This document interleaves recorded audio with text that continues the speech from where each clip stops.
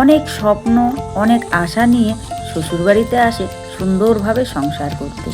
কিন্তু কি বলতো, প্রবলেম হচ্ছে এটাই যে কারো সংসার করা হয়, আবার কারো সংসার করা হয় না। তার স্বপ্ন কিন্তু স্বপ্নই থেকে যায়। সে অনেক চেষ্টা করে, তারপরেও সংসার করতে পারে না। যখন সেই মেয়েটা সংসার করতে পারে না, তখন কিন্তু তাকেই দোষারোপ করা হয় সংসার করতে না পারার জন্য। দিনের শেষে গিয়ে বলা হয় মেয়েটাই খারাপ, বাবা মা তাকে কিছু শেখায়নি, সে কারণে সে সংসার করতে পারছে না, আপন করে নিতে পারছে না। আসলে শ্বশুরবাড়ির লোকেরা কেউই এটা বোঝার চেষ্টা করে না যে সেই মেয়েটা তার আপনজন, মা বাবা ভাই বোন, চেনা পরিচিত চেনা জায়গা সকলকে ছেড়ে শুধুমাত্র সংসার করার আশায় সে অপরিচিত অচেনা অজানা জায়গায় চলে আসে সুন্দরভাবে সংসার করতে। কিন্তু তারপরেও সেই দোষটা তার মেয়েটারই হয়। কিন্তু আমার মনে হয় আমাদের প্রতিটা মায়েরই উচিত নিজের মেয়েকে পর করে দিয়ে পরের মেয়েকে নিজের মনে করে আপন করে নেওয়া। তাহলে হয়তো সেই মেয়েটার আর স্বপ্ন ভঙ্গ হবে না। প্রতিটা মেয়েই সুন্দরভাবে সংসার করতে পারবে। মাকে যেমন বৌমাকে সহ্য করে আপন করে নিতে হবে, তেমন বৌমাকেও কিন্তু মায়ের মতো করে শাশুড়ি মাকে আপন করে নিতে হবে। তাহলেই কিন্তু আমাদের এই সমাজে আর এই দ্বিধাদ্বন্দ্ব থাকবে না। এটা যদি করতে পারি তাহলে সবাই সুন্দরভাবে সংসার করতে পারবো। তো যাই হোক, সকাল সকাল আমি একটু হেঁটে নিলাম। তো হাঁটতে হাঁটতে ওইদিকে জল ছাড়ার জায়গায় গেছি, দেখলাম যে জল এসেছে ঠিকই, কিন্তু অন্যজনায় পাইপ লাগিয়ে রেখেছে। তো এখন আর জল নেওয়া যাবে না। আসলে এক সপ্তাহ থেকে জলের পাইপ ভেঙেছে, জল আসছে না। সে কারণেই সকাল সকাল গেছিলাম, যে এখন কিন্তু 4:30 বাজে, যে এখন হয়তো কেউ ওঠেনি। দেখছি না, আমার আগেও আরও লোক উঠে গেছে, উঠে গিয়ে ওখানে পাইপে জল লাগিয়ে দিয়ে চলে এসেছে। তো হাঁটাহাঁটি করতে করতে একটু ব্রাশটাও কিন্তু আমি করে নিয়েছি। ব্রাশ ট্রাশ করে মুখ টুক ধুয়ে নিয়েছি। এখন ঘরগুলোকে ঝাড় দিয়ে নিচ্ছি। আগে ভেতরের ঘরটা ঝাড়ু দিয়ে নিয়েছি, এখন বাইরের ঘরটাকে ঝাড় দিয়ে নিচ্ছি। আর জানো তো, আজকে কর্তামশাই কিন্তু 4:30টার আগেই 4:20-তে বেরিয়ে গেছে ডিউটিতে। আসলে একজন মানে বাড়ি যাবে, তাকে পৌঁছে দিতে গেছে, তাই খুব সকাল সকাল গেছে। সকালে নাকি ওনার বাস, সে কারণে। তো ঘরগুলোকে সুন্দর করে ঝাড় দিয়ে নিয়েছি, এখন সামনাটাকেও ঝাড় দেবো। আর যেহেতু আকাশটা এখনও পরিষ্কার আছে, রাত ধরে বৃষ্টি টিষ্টি হয়নি, তো ভাবছি আজকে উঠোনটাও একটু ঝাড়ু দিয়ে নিই। তো অনেক কথা অনেক গল্প করলাম, চলো আমার পরিচয়টা দিয়ে নিচ্ছি। তো যাই হোক, শুভ সকাল আমার প্রিয় বন্ধুরা, সকলে কেমন আছো? আশা করছি যে যেখান থেকে আমার এই ভিডিওটি দেখছো সকলে ভালো আছো, সুস্থ আছো। আর আমরাও খুব ভালো আছি। অরুণাচল প্রদেশের এই ছোট্ট গ্রাম থেকে আমি মামনির সংসারে আরও একটি নতুন ব্লগে তোমাদের সবাইকে স্বাগত জানিয়ে, তোমাদের সবাইকে সাথে নিয়ে আজকের ব্লগটি শুরু করে দিয়েছি। আমি আশা করছি আজকের ব্লগটিও তোমাদের খুব ভালো লাগবে।